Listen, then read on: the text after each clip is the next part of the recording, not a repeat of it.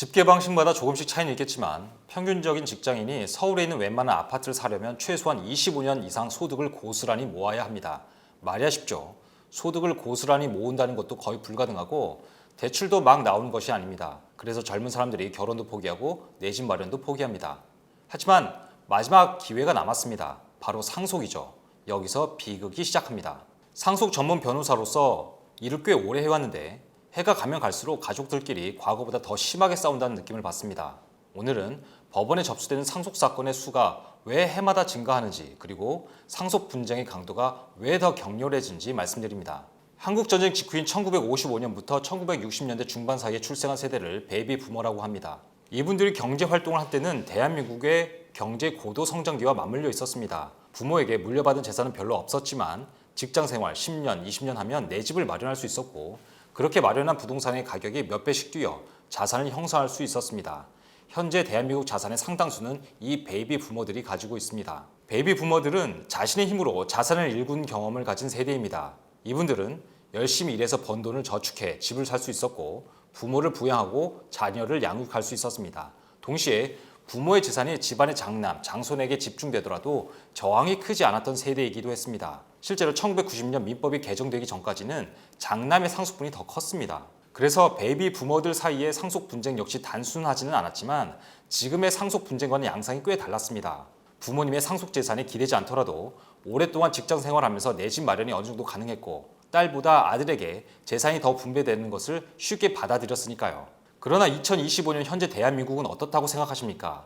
로또 복권에 당첨된다거나 부모님께 받은 재산이 없다면 2030, 3040 세대가 내 집을 마련하고 자산을 축적하는 것이 정말 어려운 사회가 됐습니다. 직장 다니면서 저축하는 것 자체도 쉽지 않지만 어렵사리 모으더라도 내 저축 액수가 늘어나는 속도보다 자산 가치 상승이 더 빠르죠. 집주인에게 2년마다 전세금 올려주는 것만 감당할 수 있어도 다행일지 모르겠습니다. 이렇게 근로소득의 증가폭보다 자산소득의 증가폭이 워낙 크다 보니 부의 격차를 따라잡기 어려워 부의 불평등은 더욱 심화하고 있는 와중입니다. 게다가 모두 체감하시겠지만 올 2025년만 보더라도 실질 소비가 큰 폭으로 감소하고 자영업자 폐업은 코로나 때보다 더 심합니다. 1998년 IMF 외환위기 때보다 거의 모든 경제 지표가 나쁘다고 분석하는 전문가들도 많습니다. 물가 상승률을 고려한다면 경제는 사실상 마이너스 성장이고 양질의 일자리와 사업 기회는 점점 줄어들고 있습니다. 자산시장은 과도한 대출로 겨우 지탱하고 있어서 언제 버블이 터진다고 해도 이상할 것이 없습니다. 예외는 있겠습니다만 손에 쥔 것이 별로 없는 사람이 그 개인의 노력만으로 서울이나 수도권에 있는 아파트를 마련하기 어려운 시대가 되었습니다. 자연스레 부모님의 재산에 민감해지고 있습니다.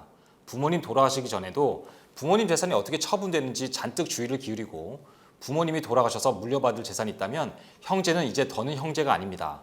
부모님 재산이라는 전리품을 놓고 벌이는 전쟁의 당사자가 됩니다. 게다가 형제들이 각자 가정이 있다면 더 물러서기 어렵습니다. 2025년을 사는 대한민국 국민은 더는 아들과 딸 사이에 불평등이 생긴 상황을 참지 않습니다. 그리고 각종 소셜미디어, 유튜브에는 상속에 관한 정보가 엄청나죠. 상속 전문 변호사인 저 역시 유튜브 채널을 운영하면서 상속 사건에 관한 정보, 성공 사례들을 말씀드리고 있습니다.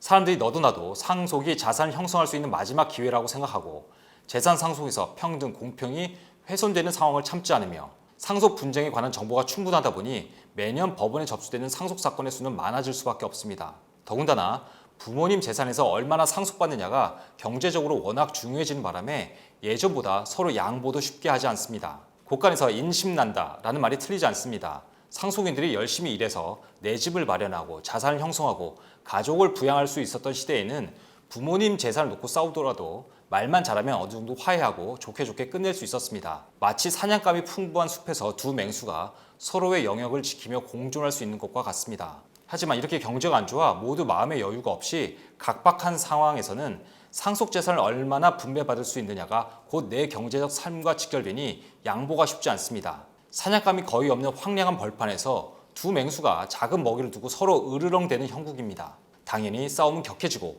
오래가며 상처를 깊이 남깁니다. 상속 사건을 많이 다루면서 상속재산 분할 심판 청구나 유류분 반환 청구 소송에 몇 년씩이나 매달려 있는 와중에 가족들이 해체되는 사안을 늘 접합니다. 변호사로서 의뢰인의 이익을 위해 최선을 다하는 것은 당연하나 점점 가족들 사이의 관계보다는 상속 이익을 훨씬 더 중요하게 생각하는 의뢰인이 늘어나 씁쓸한 마음입니다. 저는 절대로 이분들이 비정하다고 생각하지 않습니다. 지금 당장 손해를 좀 보더라도 서로 양보하고 화해를 하기에는 현재 상속 사건을 의뢰하는 상속인들의 경제적 삶이 점점 빠르게 나빠지고 있습니다. 지금 대한민국 경제 상황이 이분들을 더욱 비정하게 만들고 있다고 생각합니다. 저야 상속 분쟁으로 먹고 사는 사람이지만 저조차고 상속 분쟁이 더 치열하게 고통스럽게 되는 것을 바라는 건 사람이 할 짓이 아니겠죠. 이런 상황이 하루빨리 나아지길 바랍니다. 오늘 영상 좋으셨다면 구독, 좋아요, 알림 설정 꾹꾹 눌러주세요.